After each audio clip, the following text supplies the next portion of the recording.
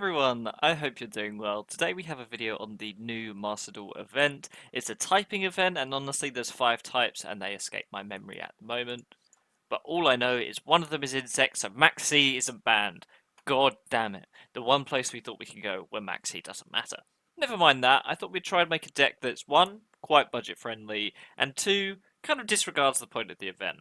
We could play ball game or ballpark, we could play B-Troopers, but honestly, I don't have that much dust, so let's play something else. Most notably, we are playing Burn. So here is our deck list. It's absolutely disgusting, and I just want to run down the card by card before we go into a few games. So first off, we have the 3 Max C. Now this looks odd because this is a very much going first deck, but there are some games where your opponent sees this and just scoops instantly, so you pretty much have to run it. We also have 3 Self-Destruct Ant.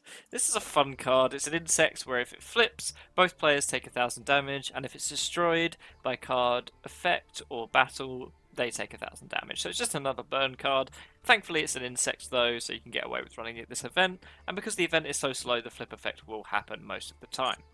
We have 1 Swords of Revealing Light. This is a super rare, and I only have it because I pulled it, so you can really run any other rare burn card that you have.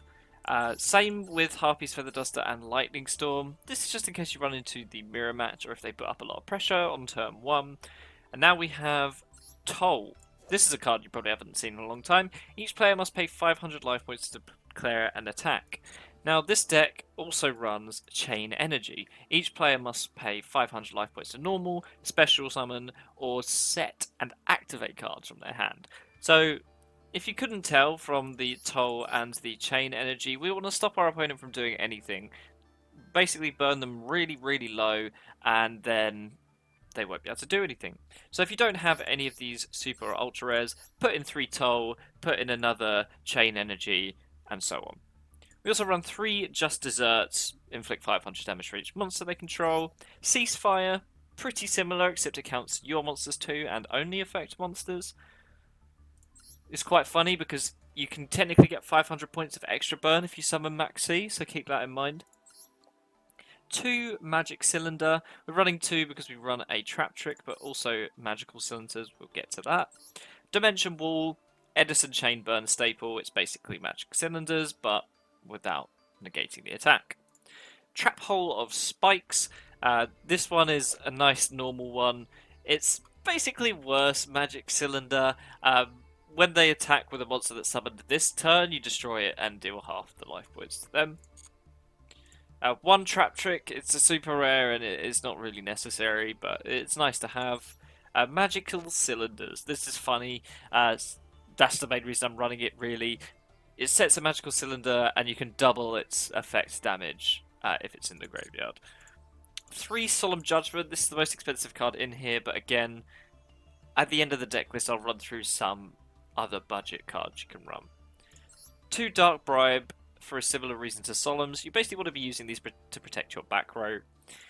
3 Skull Invitation, 300 damage every time a card goes to the graveyard, which actually combos quite well with Harpy's Feather Duster. Not Lightning Storm, but you can basically pop a bunch of back row if you've gotten to the stall game and do a lot of damage. Zone with the Spirit, again, Speed Duel staple, limited to 1 in Speed Duel. Special summon this in defense. If it's destroyed by battle, inflict damage to your opponent equal to the attack of the monster that destroyed it. So you can crash this if you want. You can crash this into an opponent's monster for game. It's a very good card. It's a little bit slow, but it does the job. So for a couple of budget options, we have Descall Ali. You can run 3 of this. Because the event is a lot slower than normal Yu-Gi-Oh! The flip effect will usually go off. You can also run stuff like Meteor of Destruction and Tremendous Fire. Just because it does burn damage. And even Poison of the Old Man. Like any of these rare cards that inflict damage, you can pretty much use those instead of these super rares. And we don't need an extra deck either, because we're never going into it. We're not even going to bother trying to trick the opponent into thinking we're using an extra deck. So that's it for the deck list. Let's jump into the games.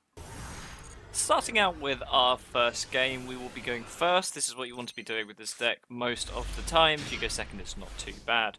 First, we're literally just going to start setting all 4 of these cards and then activate the chain energy at the end. It's worth noting that you do want to activate the chain energy last, because if you did it first, you'd be paying 2,000 life points to set all of these.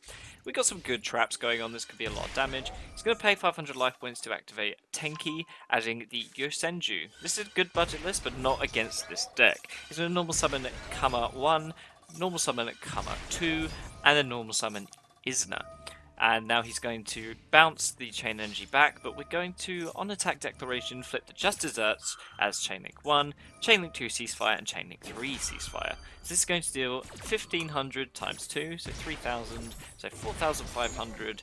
He's not dead yet, but we do have this Trap Hole of Spikes waiting for his highest attack Yusenju. I'm going to send it to the graveyard and deal 900 damage, and now our plan is complete.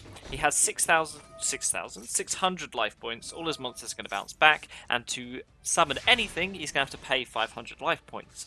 So, what can we do? Or what can he do? We're going to set our trap card that we drew and activate the chain energy. Let's see what he tries to do with this 1 card activation. He sets 1 card.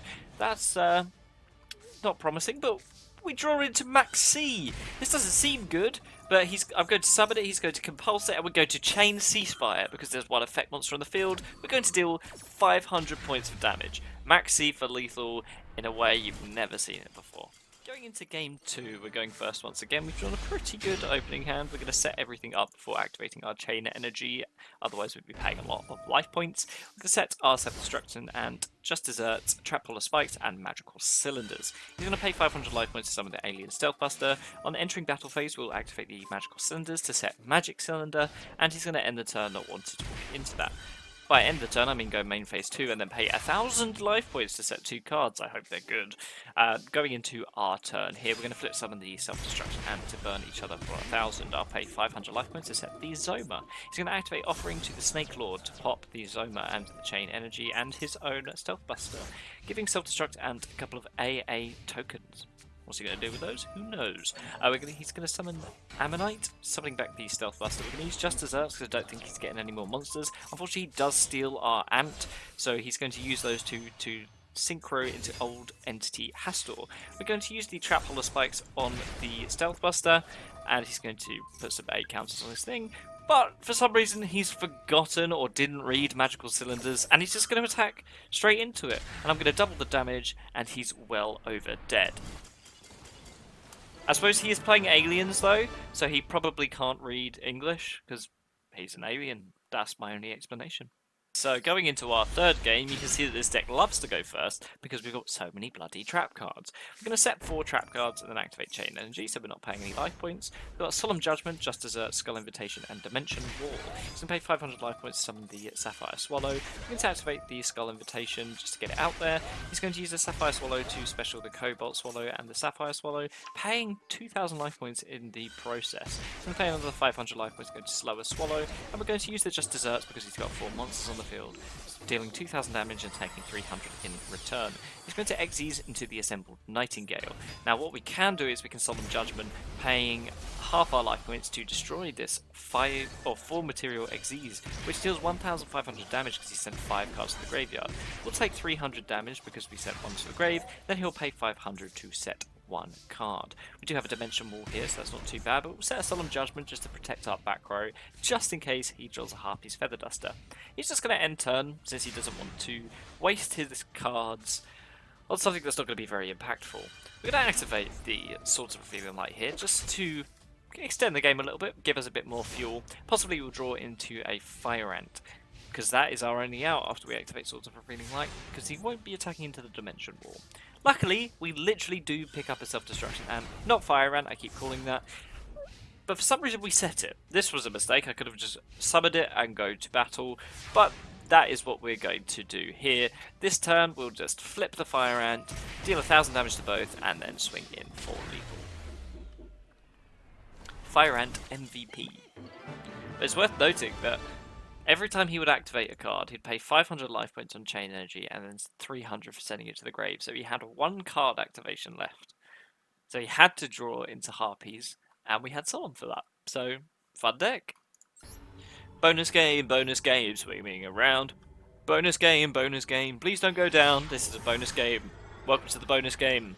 This is a very short bonus game, and this is why we run Max C.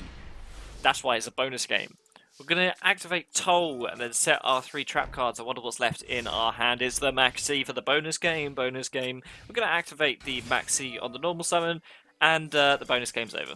Thank you for joining the bonus game.